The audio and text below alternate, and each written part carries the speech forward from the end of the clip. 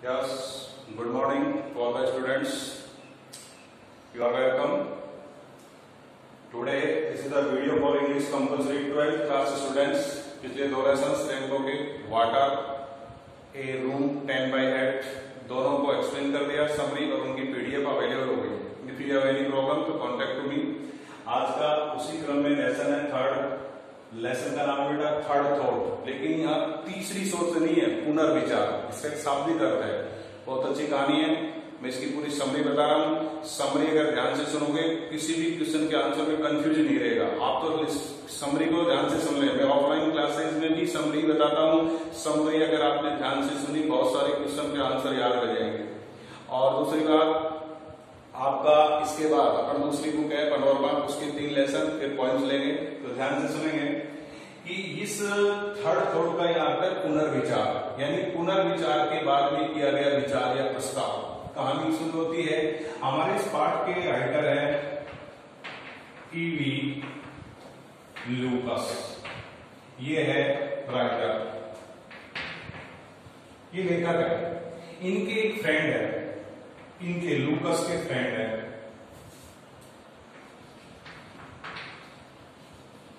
और वो कौन है?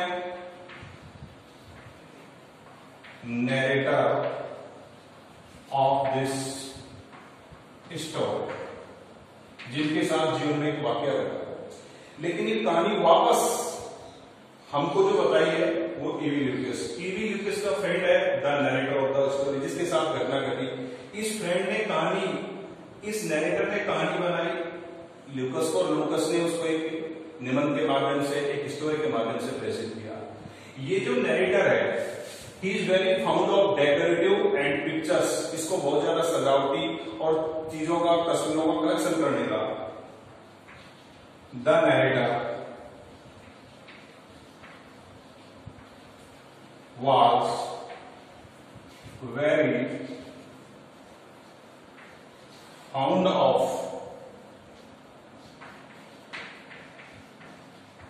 pictures and decorative articles. आप चाहें तो मेन पॉइंट्स को अपनी नोटबुक में नोट कर सकते हैं, समझ में आए. ईवी ल्यूकस राइटर है, उनका एक फ्रेंड है नरेटर. नरेटर ने कहानी सुनाई ल्यूकस को, वो आपको वापस बता रहे हैं. ये जो नरेटर है बेटे, इसको सजावटी सामान और तस्वीरों को कलेक्शन करने का, खरीदने का, he was very found of, शौकीन था. डेकोरेटिव आर्टिकल्स या पिक्चर्स, जब भी बाजार में जाता था तो इन चीजों को खरीदे. लेकिन इसकी डेस्टिनी थी. डेस्टिनी होता है भाग्य. एक एक पॉइंट से समझेंगे.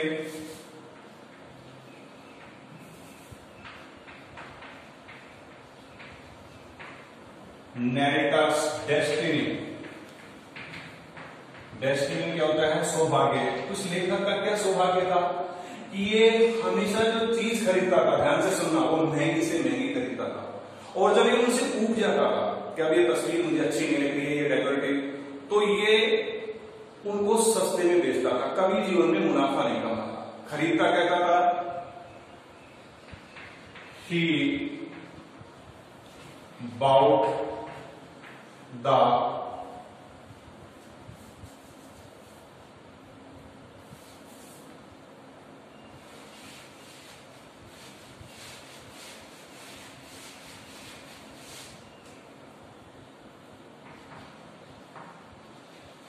things very expensive. एक्सपेंसिव क्या होता है? महंगी. और अगर कोई खरीदने वाला मिल जाए और ऐसा कर होता था जैसे कोई उस पर मेहरबानी कर रहा हो, हाँ करके लेने की, ऐसी स्थिति से गुजरना पड़ता था नरेटर को. तो he bought the things very expensive and sold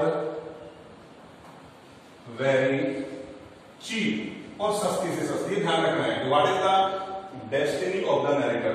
उस लेखक उसका वर्णनकर्ता का सौभाग्य क्या है कि बाजार से हमेशा महंगी से महंगी वस्तु खरीदता है, और अगर सामने जो वो ऊब जाता है, कब बेचता है?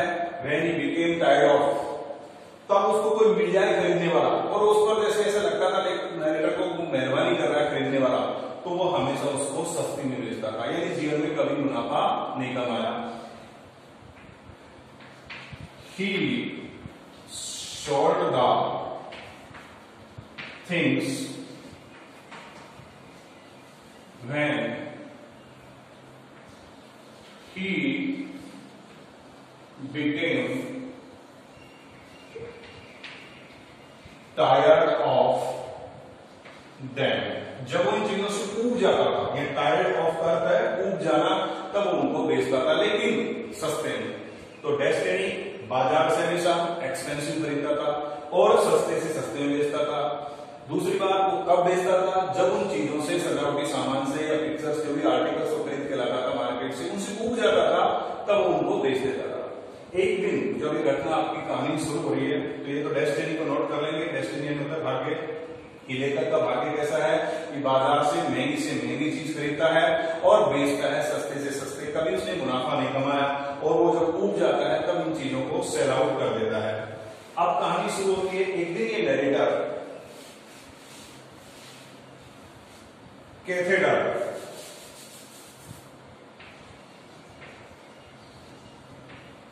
कैथेड्रल का होता है बेटा chief church.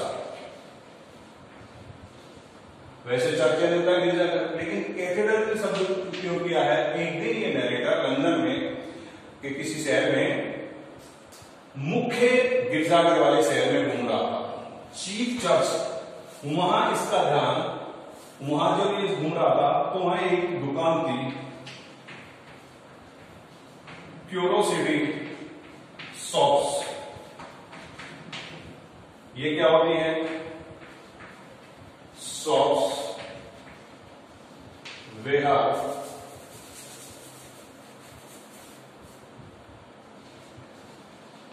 rare and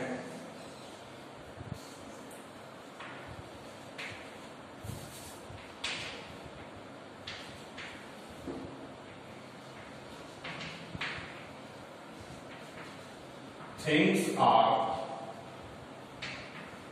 sold। ऐसी दुकान जब विचित्र, रेयर होती है, दुर्लभ और रुचिपूर्वक चीजें बेची जाती हैं। तो नरेटर कहां घूम रहा था? चीफ चर्च, मुख्य गिरजाघर वाले एक शहर में घूम रहा था। वहां ऐसी दुकानें थी, curiosity shops, the shops where rare and interesting things are sold. तभी इस नरेटर का ध्यान एक दुकान पे गया। वहां एक फोल्डर था, portfolio, a folder in which drawings are kept. तभी इस लेखक का ध्यान एक दुकान पे गया। वहां उसको एक पोर्टफोलियो, एक फाइल दिखाई दी, पोर्टफोलियो। इसका अर्थ होता है एक folder in which the drawings are kept, जिसमें तस्वीरें रखी जाती है। लेखक का ध्यान गया, लेखक ने जाकर के, मन में तो उसको लगा था कि ये तस्वीर किसी महान कलाकार की है जो इंग्लैंड का ध्यान रखना है। तो उसने जाकर के वहां जब उस तस्वीर को देखा तो लेखक ने उस पिक्चर्स को उठाकर के उस दुकानदार से उसका मोल भाव किया, और वो जो तस्वीर थी उसके बारे में दुकानदार को कोई जानकारी नहीं थी। वहां उसको लगा कि ये टर्नर, ध्यान रखना, ए ग्रेट इंग्लिश पेंटर। उस तस्वीर के नीचे उल्टे क्रम में टर्नर का नाम लिख रखा था। Who is the Turner? A great English painter. Narrator ने जाकर दुकानदार से पूछा कि इस तस्वीर की क्या कीमत है। तो उस दुकानदार को भी इस तस्वीर के बारे में ज्ञान नहीं था कि वास्तविक टर्नर का चित्र है। उसने कहा कि अगर ये असली टर्नर का चित्र है तो इसकी कीमत तो कुछ भी हो सकती है, लेकिन अगर आप इसको खरीदना चाहते हैं तो मैं आपको इसको 10 शिलिंग में, कितने शिलिंग में? 10। एक पाउंड में 20 शिलिंग होते हैं। जैसे हमारे देश की मुद्रा रुपया है, डॉलर अमेरिका की है, ऐसे पाउंड्स कहां की है? लंदन की। उसका एक हिस्सा है शिलिंग, जैसे हमारे कॉइंस होते हैं। उस दुकानदार ने हमारे नरेटर से कहा कि I don't know, it is the genuine, GENUIN का होता है बेटा, जेन्युइन का होता है असली। टर्नर के बारे में उसको जानकारी नहीं थी। उसने कहा अगर आप लेना भी चाहते हैं तो मैं आपको 10 शिलिंग में ये चित्र दे सकता हूँ। अगर आप नहीं भी लेंगे तो मुझे इससे कोई दिक्कत नहीं, क्योंकि नेक्स्ट वीक मैं लंदन जा रहा हूँ। कौन जा रहा है लंदन? वो शॉपकीपर जा रहा है। उस फोटो को लेकर के वहां के लोगों से ओपिनियन करने के लिए, राय लेने की, वास्तव में ये जो फोटो है वो टर्नर का है, टर्नर के द्वारा बनाया गया है, एक ग्रेट इंग्लिश पेंटर। तो 10 शिलिंग में उसने, हमारे इस नरेटर ने उस दुकानदार से इस टर्नर का जो क्लार्क के लिए इसको खरीद लिया। कितने में खरीदा? 10 शिलिंग में।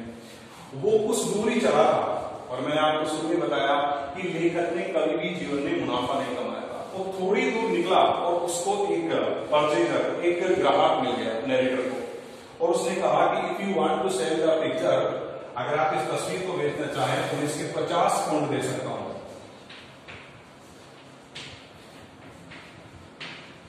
कितने पाउंड? 50 पाउंड्स।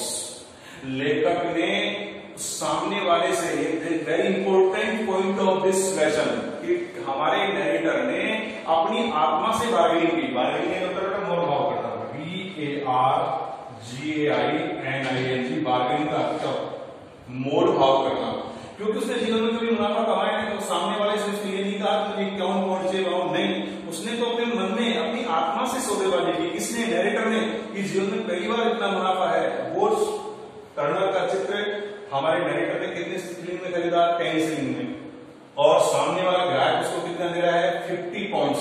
और इस प्रकार नरेटर ने जो सौदा किया, जो मोल भाव किया, किससे किया? अपनी आत्मा से किया। और उसने उस पिक्चर को 50 पाउंड्स में बेच दिया। अब ये पॉइंट ध्यान रखने का है, खरीदा कितने में? 10 शिलिंग में, और बेचा कितने में? 50 पाउंड्स में। तो यहां जो मुनाफा हुआ, प्रॉफिट, नरेटर को ये ध्यान रखना है, 49 पाउंड्स एंड 10 शिलिंग्स। हमारे नरेटर को कितना मुनाफा हुआ? ये दोनों नंबर का क्वेश्चन पहले दिया हुआ है। 49 पाउंड्स एंड 10 शिलिंग, 49 पाउंड और 10 शिलिंग का नरेटर को प्रॉफिट हुआ। क्यों हुआ? क्योंकि 10 शिलिंग में तो खरीदी थी। 1 पाउंड में कितने शिलिंग होते हैं? 20। तो उसको फायदा कितने का हुआ? 49 पाउंड्स एंड 10 शिलिंग का प्रॉफिट। तो नरेटर ने 10 शिलिंग में खरीदा, बेचे कितने में? 50 पाउंड्स में, और यहाँ नरेटर को जो प्रॉफिट हुआ 49 पाउंड्स एंड 10 शिलिंग का। जैसे उसने बेचा और अपने घर जा रहा था, तभी उसके मस्तिष्क में विचार आया नरेटर। इसलिए हमारे लेसन का नाम है कि वो जो व्यक्ति, जो कैथेड्रल चीफ चर्च वाले शहर में जो दुकानदार है, वो इस टर्नर के बारे में नहीं जानता था, लेकिन वो सज्जन व्यक्ति है, और मुझे उसके साथ, उसने मेरे साथ अच्छा व्यवहार किया है, मुझे उसके साथ अच्छा व्यवहार करना चाहिए। ये उसकी सोच है खुद की, वरना आज कोई नहीं करता ऐसा। तो उसने सोचा कि क्यों नहीं इस प्रॉफिट का आधा हिस्सा, ध्यान से सुनेंगे, लेखक नरेटर जो है उस दुकानदार को जिससे 10 शिलिंग में पिक्चर खरीदी थी, उसको अपने मुनाफे की रकम का हाफ पार्ट देना चाहता है। क्यों देना चाहता है? कि यार उसको इस बात का पता नहीं था कि वास्तव में असली टर्नर का चित्र है, वो तो एक सज्जन सीधा साधा व्यक्ति है, मुझे उसके साथ न्याय करना चाहिए। वो घर गया, जाकर उसने एक लेटर लिखा और उसको शुरुआत की कि आपसे मैं एक फोटो 10 शिलिंग में खरीदा था, संभावित वो असली साबित हो गया, जेन्युइन, और मैंने उसको इतने में बेची, उसकी मुनाफे की आधी रकम मैं आपको भेज रहा हूँ। इसलिए लेटर लिख करके, और रात्रि का समय था, ही हैड नो स्टैम्प्स, पत्र लिख लिया, सब कुछ जानकारी दे दी, लेकिन पत्र को डाक में नहीं डाला। ये भी पॉइंट नोटेड है। नरेटर ने पत्र लिखा और पत्र को डाक में पेश इसलिए नहीं किया कि ही हैड नो स्टैम्प्स, यानी डाक के टिकट नहीं थे। किसके पास नहीं थे? नरेटर के पास नहीं, इसलिए उसने उस पत्र को डाक में नहीं डाला और रात्रि को सो गया। लगभग पहले कितना देना चाह रहा है? आधा। 3:30 AM पर रात्रि को 3:30 बजे लेखक को अचानक नींद खुली, और उसने जीवन में इतनी गलतियां की थी, as a custom he began to revive about his errors.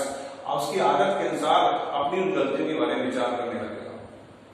कितनी गलतियां की थी, अगर उनके बारे में सोचे तो कोई व्यक्ति को अकेलापन महसूस नहीं हो। तभी उसने हानि में जो सौदा किया था, जो पिक्चर 10 सीलिंग में खरीदी थी और उसको बेची कितने में, 50 पाउंड्स में, फायदा कितना हुआ था 49 पाउंड्स एंड 10 सीलिंग। उसके बारे में विचार किया कि क्यों तू मुनाफे की आधी रकम देकर के अपने हिस्से को बर्बाद करना चाहता है, क्यों तू आदर्शवादी बनना चाहता है। पहली बार सोच रहा है, ये तेरी गलत सोच है। तुझे ये दुनिया आदर्शवादी की नहीं है, उसकी आंखें धोखा खाई है, वो नहीं जानता था तो उसकी उस दुकानदार का दोष है। ये तेरी आंखें जिसने असली रनक के चित्र को पहचाना है। और उस नरेटर ने उस दुकानदार के बारे में बार बार सोचा कि मुझे गलत है, इस तरह से उसके साथ मुनाफे की आधी रकम देकर मुझे अपने हिस्से को नहीं बिगाड़ना चाहिए।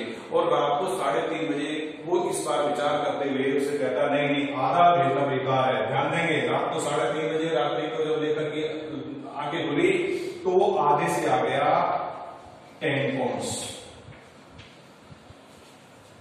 कितने पर आ गया, 10 पाउंड्स। नहीं नहीं, आधा गलत है, उसको 10 पाउंड्स देते हैं, ठीक है। फिर उसको नींद नहीं आई तो उसने आंखें बंद की। फिर उसके पास में एक शॉर्ट स्टोरीज बुक्स पड़ी हुई थी, जिसमें बहुत सारी शॉर्ट स्टोरीज कहानी लिखी हुई। उनमें से एक कहानी पढ़ना शुरू किया। नींद अभी मेहरबानी नहीं होती, रात के 3:30 बज रहे थे। तो राइटर ने अपनी आंखें बंद कर फिर पुनर्विचार किया उसी के बारे में कि नहीं 10 पाउंड्स तो उसके लिए बहुत गलत होगा। अगर आज मैं उसको 10 पाउंड्स भेज दूंगा तो प्रतिदिन ग्राहकों से ऐसी उम्मीद करेगा कि कोई वस्तु वो बेचेगा जिसके बारे में उसको जानकारी नहीं है। वो नित्य प्रतिदिन ऐसी उम्मीद लगाएगा। वो एक सीधा साधा भोला वाला व्यक्ति, उसके साथ इस तरह से अपघात नहीं करना चाहिए, उसके अपमान नहीं करना चाहिए, उसके साथ इस तरह से दगा नहीं करना चाहिए, बेकार की बातें हैं। और वो इस तरह से रोज आस लगाया बैठेगा, वो दुखों की घाटी में डूब जाएगा। ये मेरी गलत है, उसके साथ न्यायोचित करना चाहिए। तो पहले आधा देना चाहता था, फिर 10 पाउंड्स। फिर वो रात्रि को उसी समय की बात समझिए जब उसने शॉर्ट स्टोरीज पढ़ी तो पुनर्विचार किया उस राइटर के, उस शॉपकीपर के बारे में। ये तो गलत बात है, उसको 10 पाउंड्स तो बहुत उछाल, वो तो उसको अनायास लाभ प्राप्त होने वाली चीज होगी। तो वो कहता नहीं ये बकवास है, उसके लिए 5 पाउंड्स। ध्यान देना, शुरू में जब लेटर लिखा कितना देना चाहता था, मुनाफे का आधा, 49 पाउंड्स 10 सीलिंग का। फिर रात्रि को 3:30 बजे अचानक आंख खुलती है, उसके बारे में पुनर्विचार करता है, गलती के बारे में कहता है ये गलत बात है, दुनिया आदर्शवाद की नहीं है, मैं क्यों आदर्श बनूं, मैं क्यों मेरे लाभ का बड़ा हिस्सा खराब करूं। फिर वो आ गया 10 पाउंड्स पे। फिर दोबारा जब उसको नींद नहीं आ रही, एक शॉर्ट स्टोरीज की पुस्तक को पढ़ता है, आंखें बंद कर मतलब उस शॉपकीपर के बारे में विचार करता है। फिर कहता है 10 पाउंड्स तो उसके लिए बहुत ज्यादा होगा, वो रोज इस तरह के ग्राहक को उम्मीद करेगा, कोई नहीं आएगा तो दुखों की गाड़ी में तो सीधा व्यक्ति दिखाई देता है, गलत बात है। फिर वो आ गया 5 पाउंड्स, 10 पाउंड्स 5 पाउंड्स। रात्रि को सो गया। सुबह जब वो उठा और जब वो ड्रेस पहन रहा था जाने के लिए, वाइल्ड ड्रेसिंग, याद रखना है ये रात की घटना है, वाइल्ड ड्रेसिंग। ये again think about the shopkeeper. पुनः अपनी ड्रेसिंग के सामने जो खड़ा हुआ था कि नहीं, पहली बात यहां बहुत अच्छी थीम इस पैराग्राफ के अंदर कि गॉड ऑफ बिजनेस, उसको याद आया गॉडेस ऑफ बिजनेस, धन की देवी कौन है, लक्ष्मी। ये अभी तो मेरे और धन की देवी के संबंध बदल हुए हैं। ऐसा क्यों कह रहा है कि जिन्होंने कभी मुनाफा कमाया नहीं। और उसने जो 10 सीलिंग में पिक्चर खरीदी, उसको 50 पाउंड्स में बेची, तो उसने कहा कि मुझे तो मेरे ऊपर तो गॉडेस ऑफ बिजनेस पहली बार मेहरबान हुई है। अगर मैं लाभ का हिस्सा और किसी और को देता हूं तो मेरे पर नाराज हो जाएगी, क्रोधित हो जाएगी। और एक नाराज स्त्री, क्रोधित स्त्री से बढ़कर दुनिया में कोई नहीं है।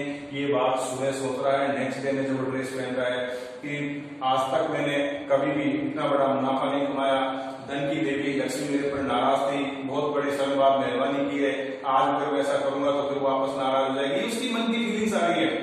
और दुनिया में जितने भी व्यापारी सफल हुए हैं उनको अपनी भावनाओं पर काबू रखे हैं। एक अच्छा सेंटेंस है, वो ये अपने आप से कहता है कि द इम्पल्स, नोट कर लेना इसको, तो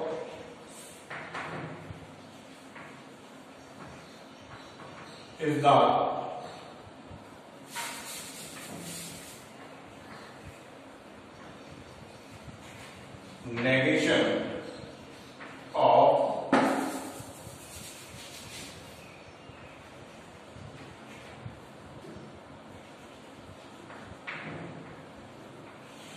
भावनाएं व्यापार में निषेध है। इंपल्स यानी भावनाएं, इज द नेगेशन निषेध है ऑफ मैग्नेटिज्म, ये व्यापार होता है। जो व्यक्ति व्यापारी हैं वो इस जीवन में इसलिए सफल हुए हैं, वो अपनी भावनाओं पर कंट्रोल करते हैं। The impulse is the negation, ये आपके लेसन में सेंटेंस है कि impulse is the negation of the magnetism. Magnetism का होता है बेटे व्यापार, कि सफलता का अगर सूत्र अपनाना है तो भावनाओं पर काबू पाना होगा। उधर गॉडेस ऑफ लक्ष्मी का उदाहरण देता है, नहीं नहीं ये बेकार की बातें हैं, मुझे मुनाफे की रकम देकर ऐसा नहीं करना चाहिए, धन की देवी नाराज हो जाएगी। व्यक्ति जो जितने भी दुनिया में सफल व्यापारी हुए हैं उन्होंने अपनी भावनाओं पर नियंत्रण रखा है।